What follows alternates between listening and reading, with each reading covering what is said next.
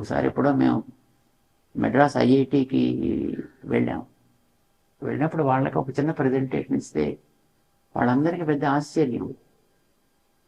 మన గ్రంథాల్లో, మన ఇతిహాసాల్లో భూమి యొక్క రూపురేఖలు వర్ణించారు.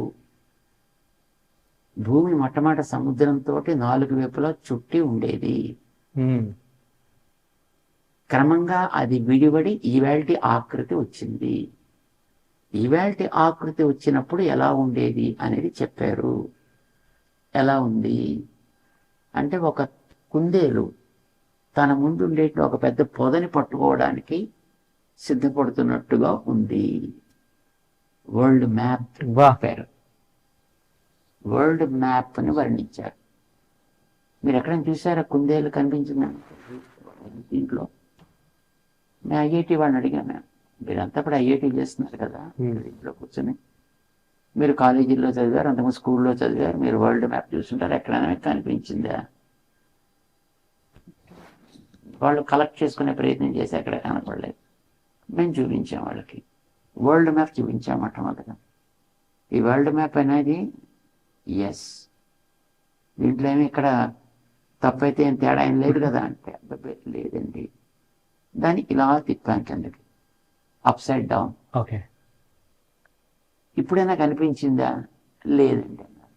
దెన్ దాంట్లో కొంత ఆ ల్యాండ్ ఏరియా ఎక్కడ ఉందో దాని అలాగా దానిపైన వచ్చిన లైన్ డ్రాయింగ్ వేసి చూపించాం. ఇంతే కుందేలు వచ్చింది దాంట్లో నుంచి. వాళ్ళందరికీ పెద్ద సర్ప్రైజ్. ఎక్కడి నుంచి వచ్చింది? నేనేం మాయమంత్రం చేయలేదు, ఇంద్రజాలం అంతకంటే చేయలేదు. ఉన్నదాన్ని ఇలా పైకి ఉండేదాన్ని రివర్స్ చేసి చూపించాను అంతే. భూమికి పైన కింద ఏముంది?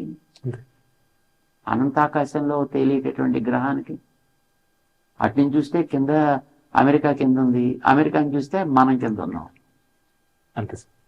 సో ఇది మన ఇతిహాసాల్లో, భారతంలో చెప్పారు, రామాయణంలో చెప్పారు.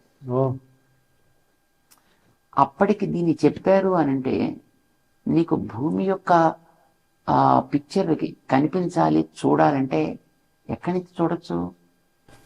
శాటిలైట్కి వెళ్ళాలి. ఇప్పుడు నువ్వు శాటిలైట్ చూసాను, నీకు తెలియలేదు. శాటిలైట్ పిక్చర్స్ మీ దగ్గర ఉన్నాయి, but you won't be able to identify that. నీకు ఎంత చూసినా దాంట్లో ఒక హాఫ్ ఆఫ్ ది హెమిస్ఫియర్ కనిపిస్తుంది, రెండోది కనపడదు. పూర్తిగా కనిపించాలి. కనుక పూర్తిగా కనిపించాలంటే వాళ్ళకి ఎంత దృష్టి ఉండాలి?